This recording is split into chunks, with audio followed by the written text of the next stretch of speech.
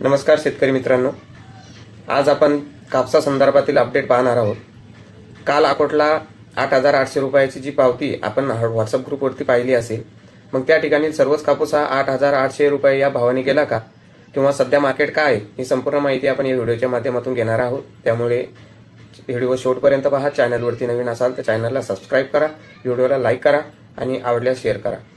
तर शेतकरी मित्रांनो, अकोटची जी आपण रिसिप्ट काल पाहिली, जी पावती पाहिली 8,800चा, हा महाराष्ट्रातील, फक्त अकोटचा नाहीये तर महाराष्ट्रातील सर्वोच्च भाव आहे। म्हणजे सर्वात जास्तीत जास्त भाव हा कालचा 8,800 रुपये, आणि शासनाचा जो सीसीआयचा भाव आहे तो 8,000 तर 81-82 पर्यंत आपण तो कापूस खरेदी करण्याचा हमी भावाने सुरू आहे। तर यावर्षी जो भाव वाढत आहे, यामध्ये सीसीआयचा सर्वात महत्त्वाचा वाटा आहे।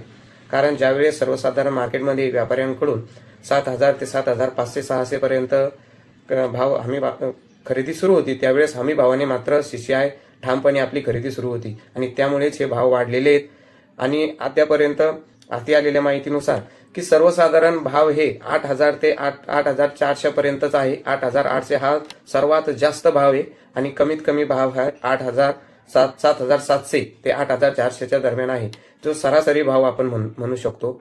परंतु सर्वोच्च भाव जर आपण विचारात धरत असाल तर 8,800 हा फक्त अकोटला मिळालेला आहे, आणि हा महाराष्ट्रातील मिळालेला सर्वोच्चांक जो दर आहे हा क्वालिटीवरती आणि क्वांटिटीवरती आपल्याला ठरतो। ज्याची क्वालिटी चांगली असते शेतकरी मित्रांनो, आणि धागा सूत जे आपण गाठी तयार करतो त्याच्यावरती सुद्धा या भाव अवलंबून असतात। परंतु शेतकऱ्यांना एक आशा आहे की पुन्हा 9,000च्या दिशेने कापसाची वाटचाल होईल का?